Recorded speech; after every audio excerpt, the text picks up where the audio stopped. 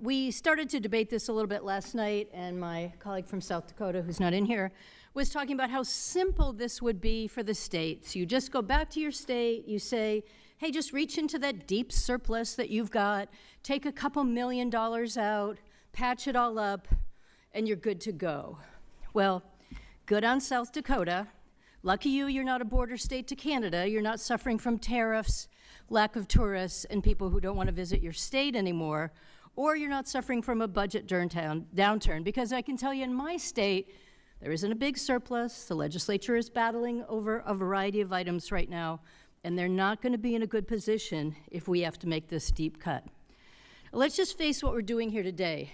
We are looking at a bunch of gimmicks to pretend we're not cutting food to hungry people, because nobody wants to go back to their district and say, I cut food for children and seniors and the grandparents in my district.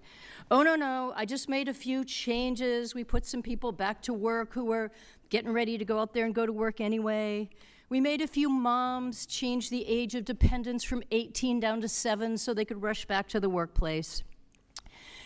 But most importantly, we said to our states, hey, guess what? You guys got to pay the bill. Now, we're looking at in this bill asking some states to pay up to 25%. So I'm just trying to guess in my state, if our error rate happens to slip up over 10%, then we got to pay, I think, 25% of the bill. So in my state, that's not a small $2 million of our $400 million SNAP benefit program. That would be $100 million. So our legislature's got to find $100 million. Now, I just want to mention to you, at the same time, there's a committee hearing going on in E&C, and they are looking to take millions of dollars out of your Medicaid program. So your state is going to have to find out how to make up the Medicaid money and the SNAP money at the same time.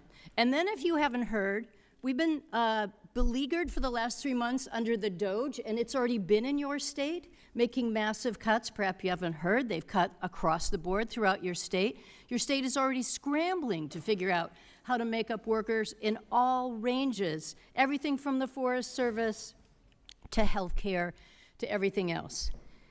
And then another little news bulletin. I'm lucky enough to serve on the Appropriations Committee while being on this committee, and we're already looking at the 2026 budget. Tomorrow we'll hear from the EPA administrator, and he's going to talk to me about the 50% cuts they're making to the EPA, and guess where they want to go?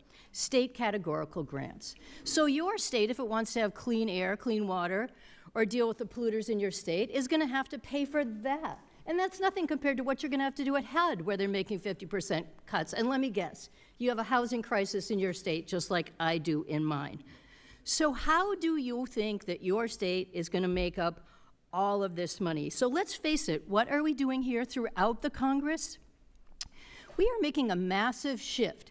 Not only are we taking back revenue from the wealthiest people in this country and big corporations, so we're going to reduce our revenue stream, and we're going to ask the states to pay for more. Nobody's going to notice, don't worry. It'll just happen in the dark of the night. People won't even know that we did it, and your state will just cover it, a couple million here, a couple million there. Good luck with that. That is not what's going to happen. And we are doing a massive overhaul of how we fund things.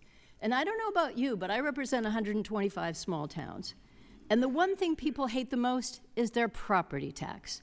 And they're going to be very concerned when they find out that not only did the federal government cut the budget, but then the state government cut the budget. And so then a lot of those services that we expected to get from the state or the federal government in our small towns, whether it's aid to education, aid for our roads, a whole variety of things, that money won't be there either. And now we're going to have to tell people that good luck hanging on to your house because your property taxes are going up and there's not going to be a lot of relief for you.